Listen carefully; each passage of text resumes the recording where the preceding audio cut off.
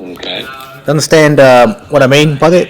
If you live in the UK, what you will see regularly is these politicians that are gay as a feather in politics all over Europe, which wear these pink ties and these pink shirts. They're all Freemason gay leaders, and that's how the UK and how Europe is run. They're all Christian countries run by a gay cult, which is the Freemasons. And the Freemasons use their gay leaders, the ones with the pink shirts and the pink ties, as complete puppets. They're obedient, they're gullible, and they'll do anything via transcendental Chinese whispers. I like the statement you use, gay as a feather. That's funny. That's a nice rhyme. Well, I mean, I don't use it as a derogative term because it's their system. They're Christians and they have a tradition of gay kings. Everything from like King Louis, Marie Antoinette to the French Revolution. All those kings were gay as a feather.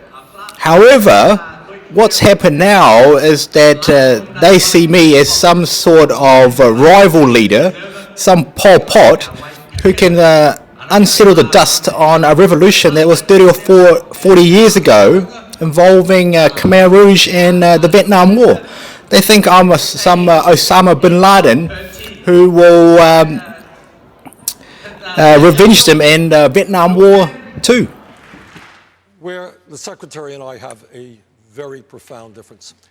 In the last debate, and I believe in her book, very good book, by the way, in her book and in this last debate, she talked about getting the approval or the support or the mentoring of Henry Kissinger. Now, I find it rather amazing because I happen to believe that Henry Kissinger was one of the most destructive secretaries of state in the modern history of this country. I am proud to say that Henry Kissinger is not my friend. I will not take advice from Henry Kissinger. And in fact, Kissinger's actions in Cambodia, when the United States bombed that country, overthrew Prince Sihanouk, created the instability for Pol Pot and the Khmer Rouge to come in, who then butchered some 3 million innocent people, one of the worst genocides in the history of the world. So count me in as somebody who will not be listening to Henry Kissinger.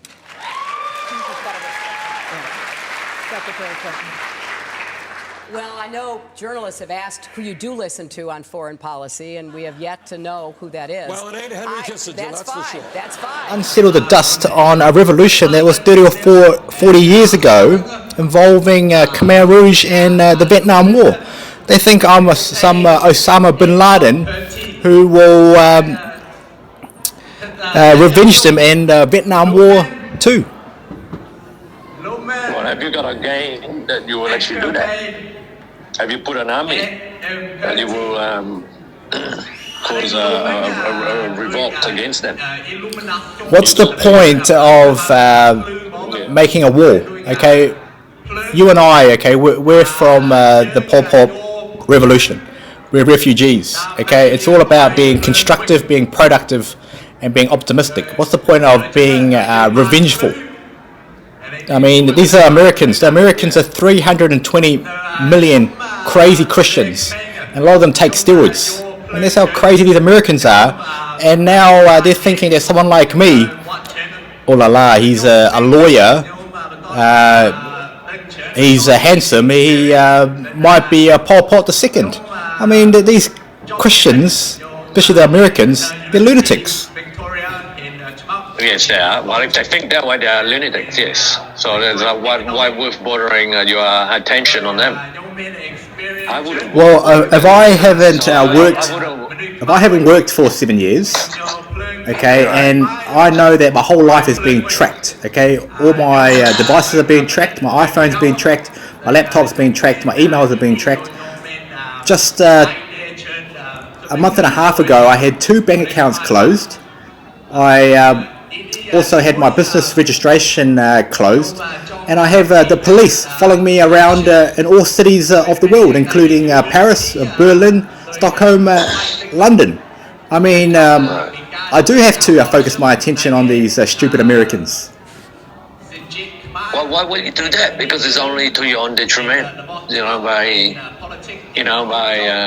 focusing on that, because you're fighting a fight that you shouldn't be fighting, because it's wasting your energy, and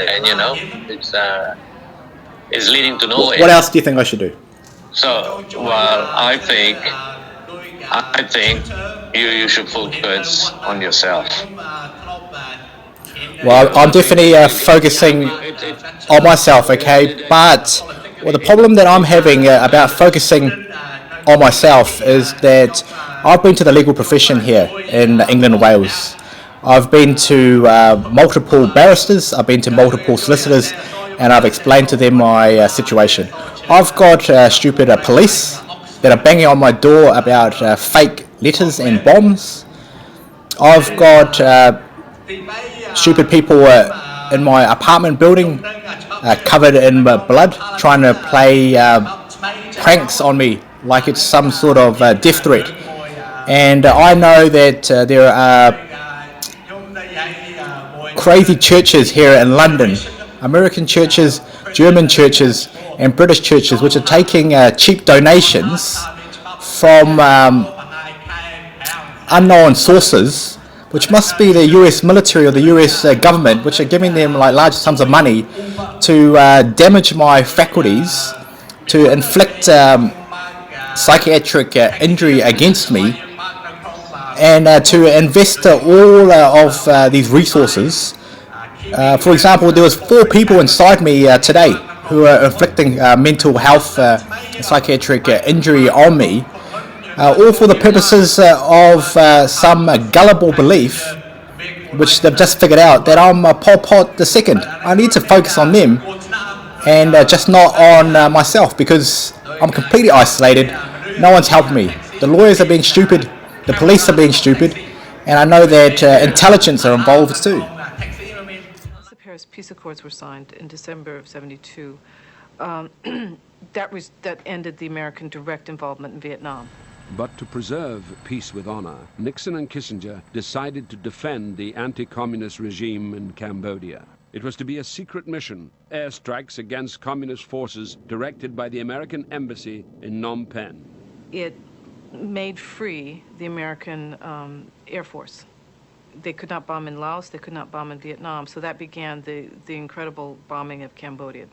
And this is when the number of bombs dropped, equaled the amount of bombs dropped on Japan during World War II. Elizabeth Becker covered the war in Cambodia from 1972 to 1974.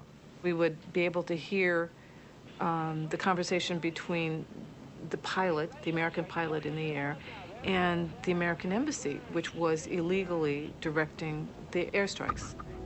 We couldn't understand why there were so many civilian casualties in this war. Why were they hitting all these civilians in villages? It was every nightmare of how you fight a war.